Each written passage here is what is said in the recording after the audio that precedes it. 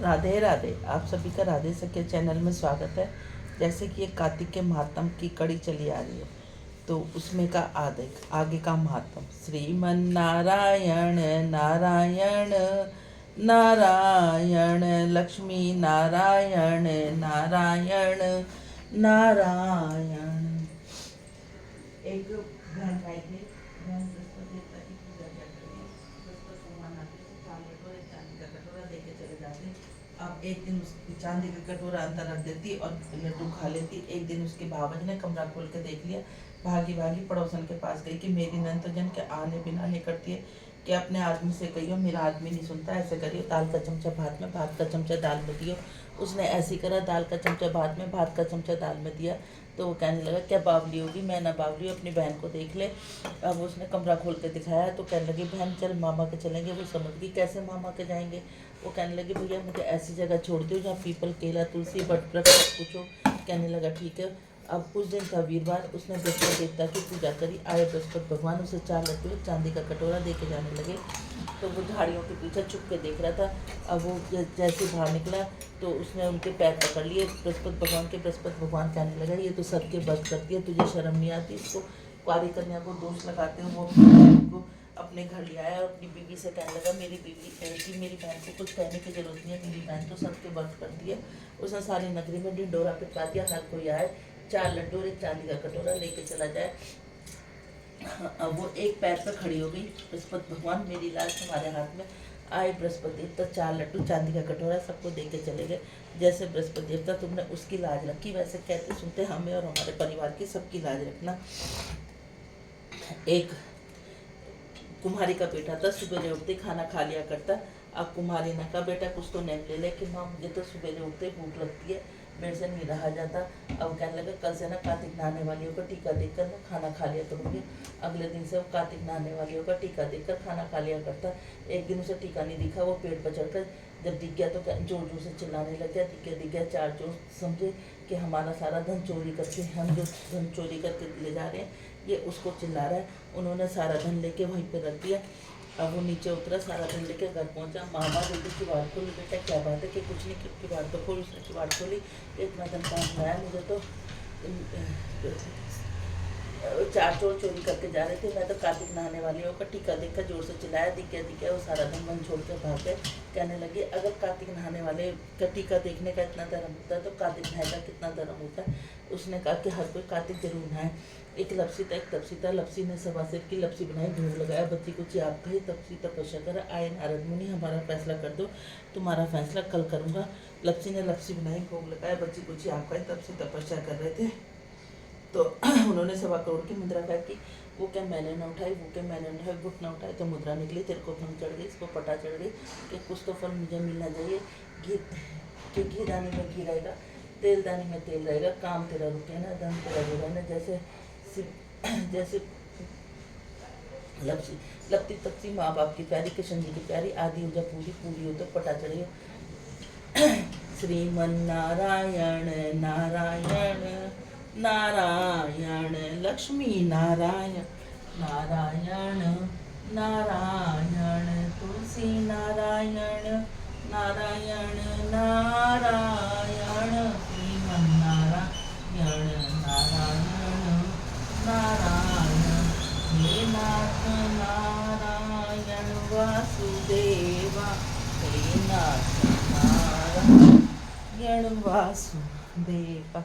बोलो कार्तिक महात्म की जय। 26वां अध्याय। सूत जी ने कहा है ऋषियों, भगीरथ के बस में सौराष्ट्र नाम का राजा के पुत्र का नाम सीसय था, जो गुरु वशिष्ठ के साप से राक्षस हो गया। गंगा जल के प्रभाव से उसे परम पद प्राप्त हुआ। तब ऋषियों ने पूछा सूत जी, गुरु वशिष्ठ ने मित्र सह को किस प्रकार से श्राप दिया।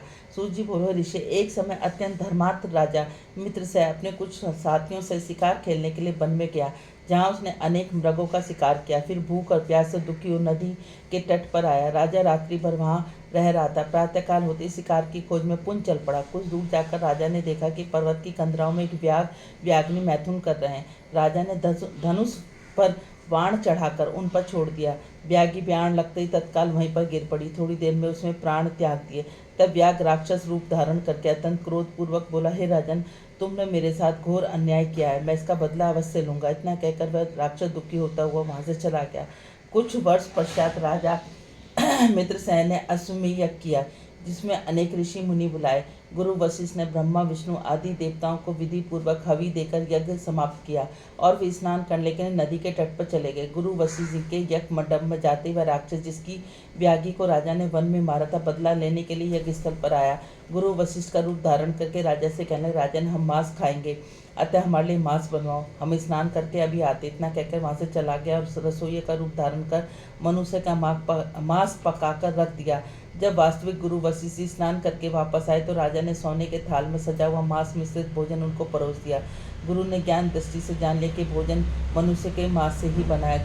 वशिष्ठ ने क्रोधित होकर राजा को शाप दिया, राजन, तुमने हमारे मांस मिश्रित राक्षसों के खाने योग्य भोजन दिया, इसलिए तुम राक्षस बन जाओ। वशिष्ठ जी का शाप सुनकर राजा ने विनय पूर्वक कहा, हे गुरुदेव, आपकी आज्ञा से ही ऐसे भोजन बनवाया गया है। राजा की बात सुनकर गुरु वशिष्ठ ने ध्यान देकर कहा, राक्षस द्वारा चले जाने का संपूर्ण वृत्तांत राजा को बताया।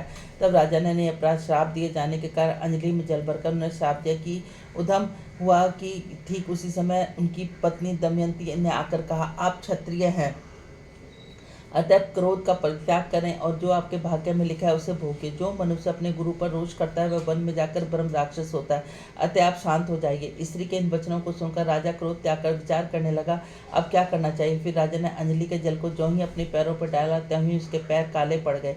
यही कारण है राक्षस रूप में कालपाद में के नाम से विख्यात हुआ। निपराध राजा गुरु वशिष्ठ के चरणों में गिरकर बारंबार क्षमा मांगते अपनी मुक्ति का उपाय पूछने लगा।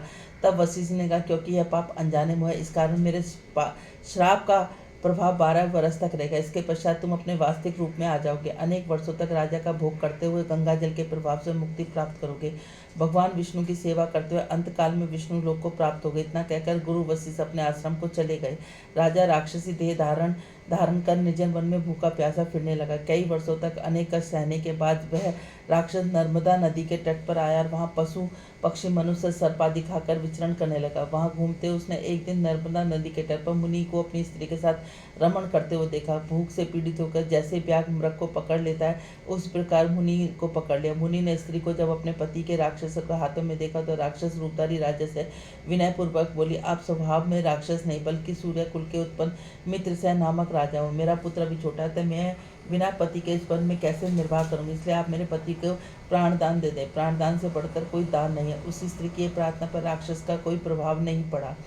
जैसे व्याघ्र मृग को पकड़ कर खा लेता है, वैसे ही वह राक्षस पुनः मुनि को खा गया। तब मुनि ने स्त्री की ने उसे श्राप दिया, तुमने मैथुन करते हुए मेरे पति को मारा, इस कारण तुम जब भी तुम मैथुन करोगे मृत्यु को प्राप्त होकर पुण्य राक्षस योनि को प्राप्त होगा। यह दो श्राप सुनकर राक्षस देहधारी राजा को क्रोधित होकर बोला, दुष्टे, एक अपराध के बदले तुमने 2 श्राप दिए, इसलिए तुम भी पिशाचनी बन जाओ। इसके बाद वह स्त्री पिशाचनी हो गई। भूख प्यास से व्याकुल होकर उसी वन में फिरने लगी।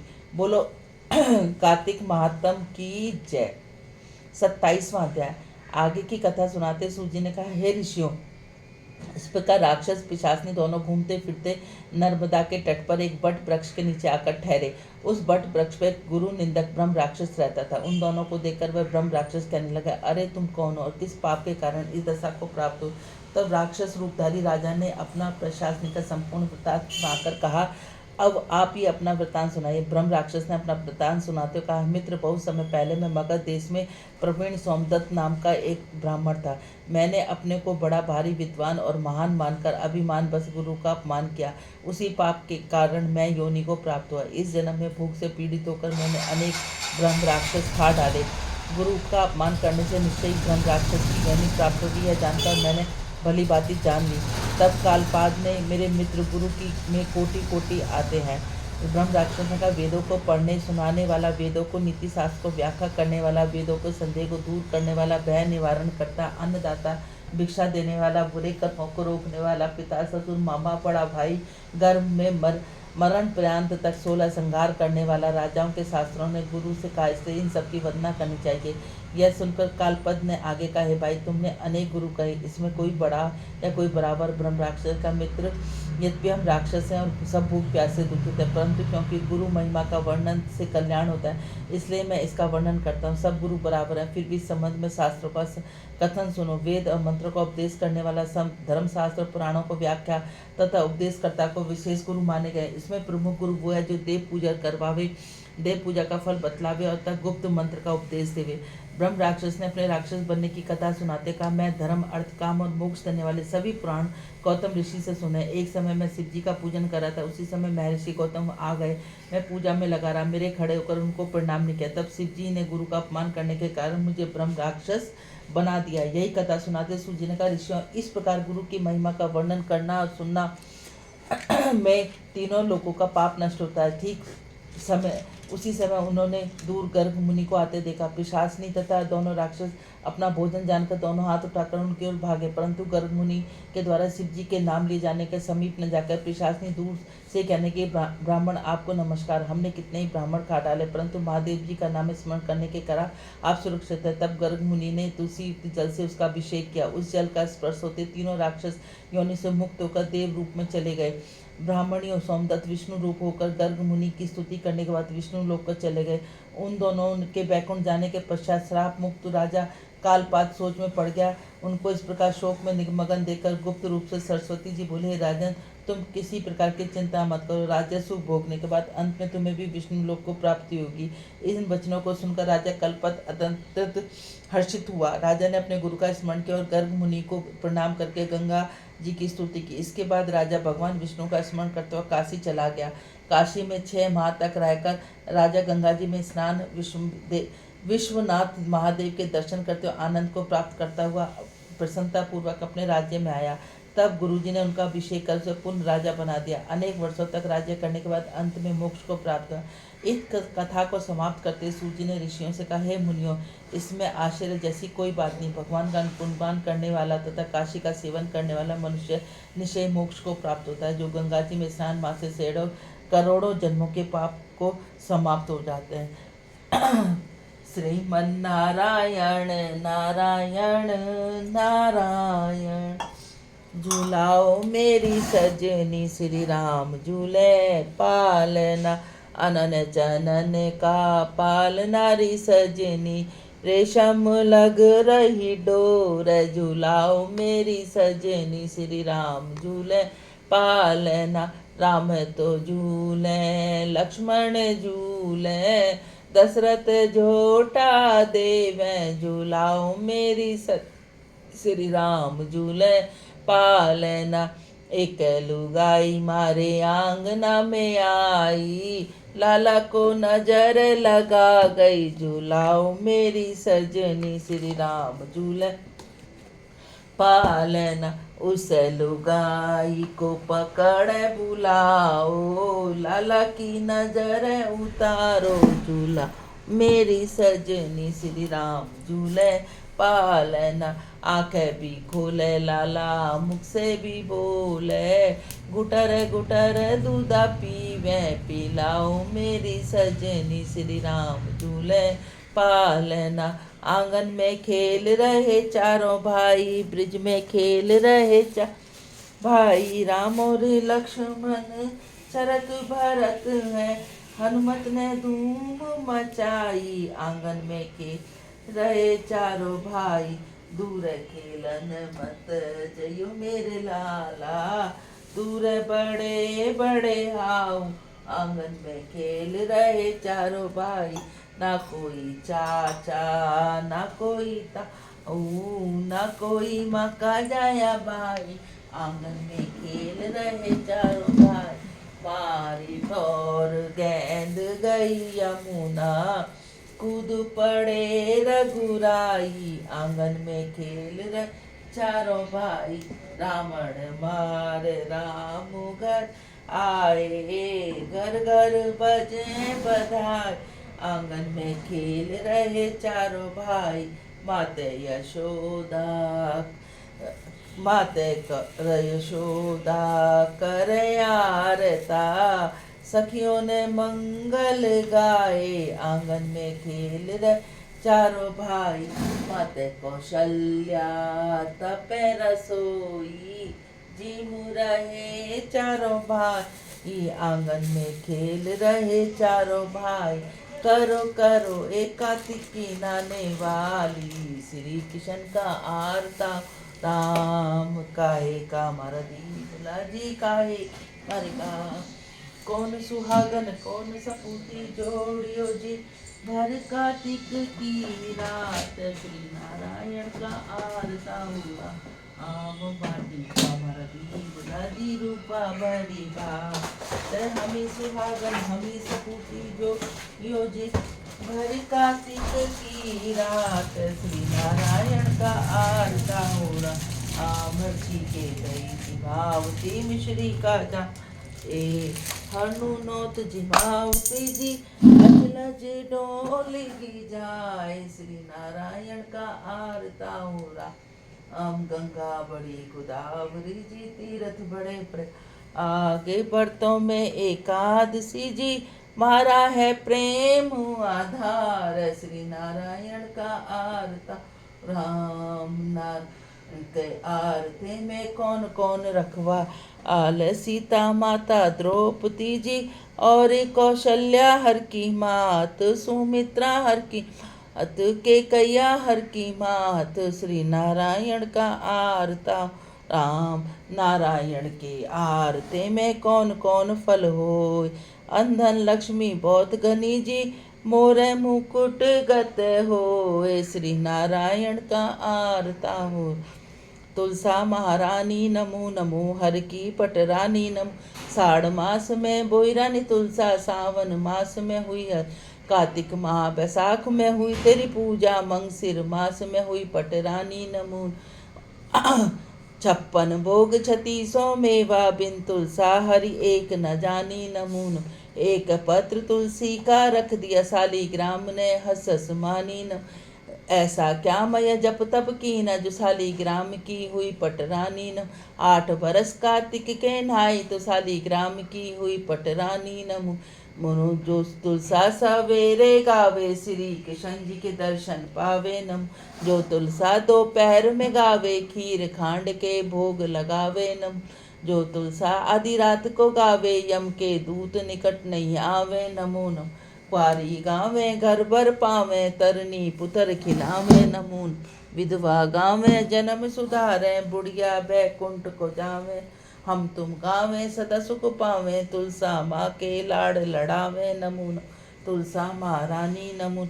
पथवारी तुझे सींचे धरती माता तो इंद्र घरे पथवारी तुझे सींचे राधा रुक्मण तो कन्हैया घरे पथवारी तुझे सींचे सवीरी तो वीरन घर पथवारी तुझे सींचे सुहागन तो साफ घरे पथवारी तुझे सींचे हम सभी तो हमारे घर माया भी आवे माया भी पावे इच्छा फल हर हर गंगे लहर तिरंगा तेरी लहर शीतल चंग गंगा कदोरा बोंगी आवत बार बार पाऊंगी वासे कदोरा बोंगी राई तो बार बार पाऊंगी यशोदा सिमाई गंगा के दोरा बोंगी केसर तो बार बार मिलेंगे पति परमेश्वर गंगा का दोरा बोंगी पेटा तो बार बार मिलेगा कन्हैया सा बेटा गंगा का दोरा बोंगी ऐड़ा तो बार बार चलेंगे मेरे घोड़ा गंगा के दौरा बोंगी उड़ा तो बार बार पहनूंगी चूड़ा गंगा के दौरा बोंगी माया तो चलेगी मेरी काया गंगा टूटी बारंबार भाई भतीजे घी जवाई एड़ा बेड़ा गली मोहल्ला मैं तो पूछूं मेरी नार तू नाई दन कार्तिक मैं दिया चिड़ियों ने चून मैं पाया मिखरा के जून मैं दिया बिल्ली ने ग्रास में पाया ब्रह्म फूटे लोटे सींचन जाए उसका जन्म मकान जाए फूटी थाली भोजन खाए उसका जन्म मकान घर में घी और सूखी खाए उसका जन्म मकान जाए नहाए धोए मंदिर में जाए उसका जन्म मकान जाए सासुल में से भोगल खाए उसका जन्म मकान साबुत लोटे सींचन जाए उसका जन्म सफल हो जाए साबुत थाली भोजन खाए उसका जन्म सफल